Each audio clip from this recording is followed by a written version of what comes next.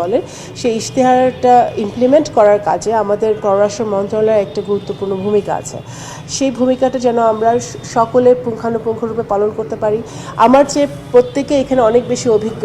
এখানে যারা ডিজিরা আছেন, যারা কর্মরত আছেন, তারা অবশ্যই তাদের সকলকে সাথে নিয়ে আমরা এই কাজটা এগিয়ে নিয়ে যাব আমাদের ফরেন মিনিস্টার সাহেবের নেতৃত্বে এবং সর্বোপরি আমাদের মাননীয় প্রধানমন্ত্রী জনাব তারেক রহমান সাহেবের নেতৃত্বে।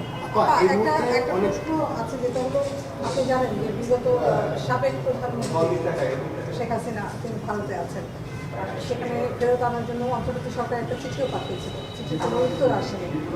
নতুন পররাষ্ট্র মন্ত্রণালয়ের দায়িত্ব পাওয়ার পর আপনারা কি সেই বিষয়ে আবার যোগাযোগ শুরু করবেন কিনা দিল্লির সাথে? আজকে তো প্রথম দিন, এখন অবশ্যই সেটা নিশ্চয়ই পররাষ্ট্র মন্ত্রণালয় দেখবে। সেটা যে চলমান আছে প্রক্রিয়া তো চালিয়ে নিয়ে যেতে হবে, তাই না? আপনি তো অনেকদিন ধরে ফরেন অ্যাফেয়ার্স কমিটি দেখে এসেছেন, দেশের পররাষ্ট্র বিষয় সব বিষয় আপনার মাথায় আছে, আমরা জানি। আপনার প্রাইমারি, যদিও মন্ত্রী নেতৃত্বই করবেন, আপনার প্রাইমারি টার্গেটগুলো, যে জায়গাগুলো কাজ করতে হবে, আপনি অন্তত ভেবে রেখেছেন যে এই দায়িত্বগুলো আমাদের প্রথমে নজর দিতে হবে, সেটা যদি একটু বলেন। আবার অনেকগুলো দেশের ভিসা বন্ধ, এই সব কিছু মিলে ভিসা নিয়ে এটা নিয়ে আমাদের অবশ্যই পররাষ্ট্র মন্ত্রণালয় ভিসার ব্যাপারে অবগত আছি। আমরা এটা নিয়ে কাজ করছি। এটা কিভাবে আরও সামনে এই সমস্যাগুলো সমাধান করা যায় সেটা নিয়ে আমরা কাজ করছি।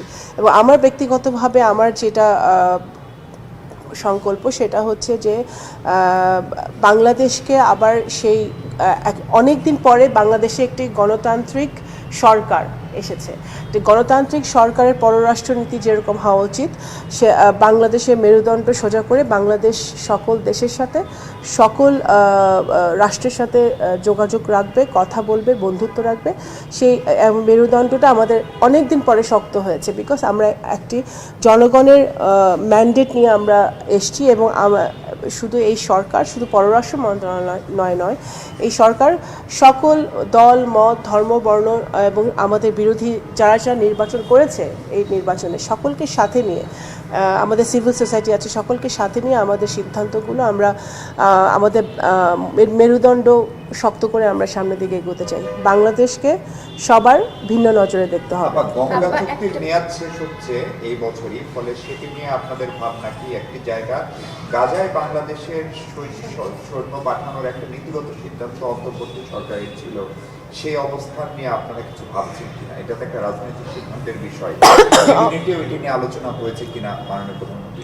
এগুলো এখন আলোচনা হয়নি। এটা বলতে গেলে এই সরকারের দ্বিতীয় দিন, তো অবশ্যই এগুলো আলোচনা হবে। আপনাদের অপেক্ষা করতে হবে, সেই রাজনৈতিক সিদ্ধান্তগুলো অবশ্যই আসবে। ধন্যবাদ। লাস্ট একটা কোশ্চেন, সেটা হচ্ছে একটু জানতে চাচ্ছি, অন্তর্বর্তীকালীন সরকারের শেষ কথা দিয়ে পররাষ্ট্র না, সেটা বলেছিল দিল্লির যেহেতু প্রসঙ্গ আসে, যে দিল্লির সাথে সম্পর্কটা ঢাকা থেকে সময় থমকে আছে, সেই সম্পর্ক থমকে থাকার ব্যাপারে আমরা দেখেছি নানা চ্যালেঞ্জের মুখে পড়েছিল। সেই বিষয়টাকে আপনারা নতুন যেহেতু সরকার মাত্র দিলেন, কোনো চ্যালেঞ্জ দেখছেন কিনা প্রতিবেশী দেশ ভারতের সাথে সম্পর্ক উন্নয়নে? আরেকটি বিষয় জানবো যে আমরা যেটা জানি চীন এবং যুক্তরাষ্ট্রের সাথে যে সম্পর্ক, এই সম্পর্কটা আসলে কিভাবে এগিয়ে নিয়ে যাবেন যদি বলতেন। সব দেশের সাথেই তো আমাদের চ্যালেঞ্জ আছে, আমাদের ইস্যুস আছে। সেই ইস্যুসগুলো সমাধান করার জন্য আমাদের বাইল্যাটারাল, মাল্টিল্যাটারাল ভাবে আমাদের এগোতে হবে, সেটা আমরা এগোবো। এবং আগেই তো বলেছি, আমাদের সকল রাষ্ট্রের সাথে, সকল সরকারের সাথে আমাদের সম্পর্ক থাকবে। আমাদের স্বার্থ, বাংলাদেশের জনগণের স্বার্থকে সুরক্ষিত করে। ধন্যবাদ।